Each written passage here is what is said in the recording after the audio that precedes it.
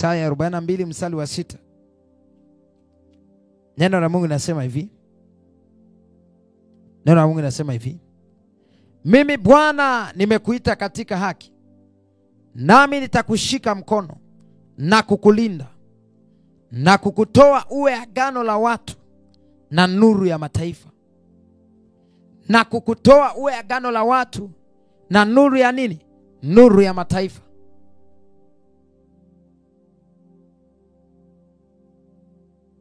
Kesho Mungu akitupa neema, tutaangalia agano ambalo alilifanya Yesu.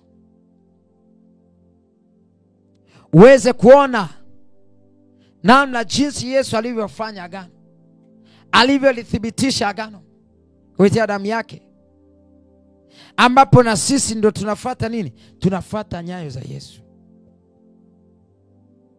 Hizo kipengele kesho tutakimalizia, na nami na somo letu tutahitimisha siku ya kesho.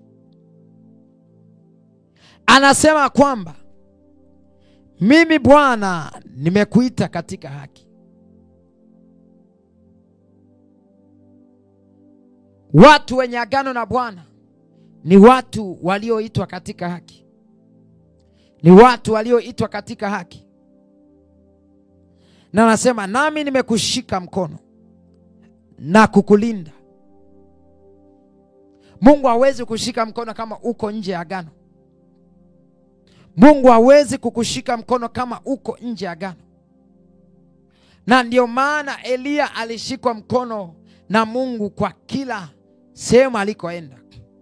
Alipokata tamaa alishikwa mkono. Alipoona njaa akakosa chakula, Mungu alimpelekea chakula kwa kunguru. Bwana Yesu asifiwe sana.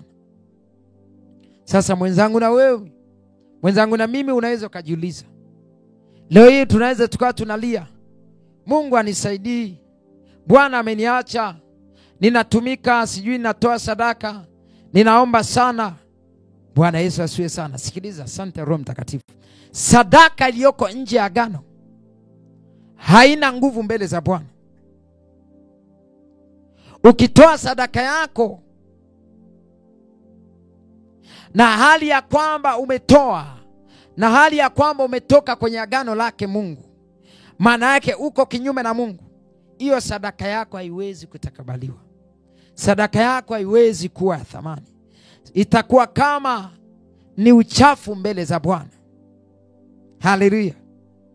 Ndio maana Mungu anakuambia, ikiwa umekosana na ndugu yako na unaenda kutoa sadaka, rudi iweke pembeni kwanza sadaka yako, ukapatane na ndugu yako na kisha uje uitoe. Bwana Yesu asifiwe sana. Unaweza ukaona lia, unahangaika, unasema nimesaidia watu wengi, nimeinua watu wengi, nimefanya 1 2 3, imeenda huku imekuja kushoto, lakini Mungu sione akinitendea, sione Mungu akinisaidia, watu hawaoni thamani yangu. Je, umevifanya hivyo vitu ndani ya agano? Hivyo vitu umevifanya ndani ya agano?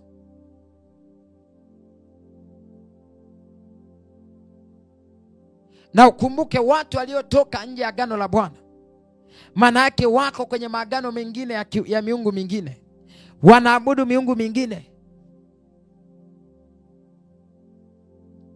Kwa hiyo sadaka zao wanazitoa kwenye miungu ambayo haina majibu.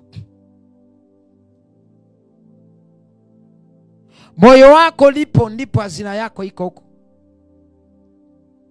Ikiwa moyo wako uko kwenye fedha, ujue Mungu wako ni fedha.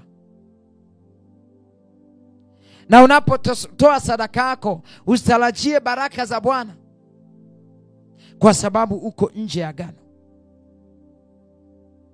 Unaposaidia watu wengine, usitarajia kwamba Mungu ataitazama sadaka yako kama sadaka habari, kwa sababu uko nje ya agano. Haleluya, watu wa Mungu. Anasema na kukutoa uwe agano la watu na nuru ya mataifa. Maana yake uwe patanisho la watu na uwe nuru ya mataifa. Nuru ni mwanga.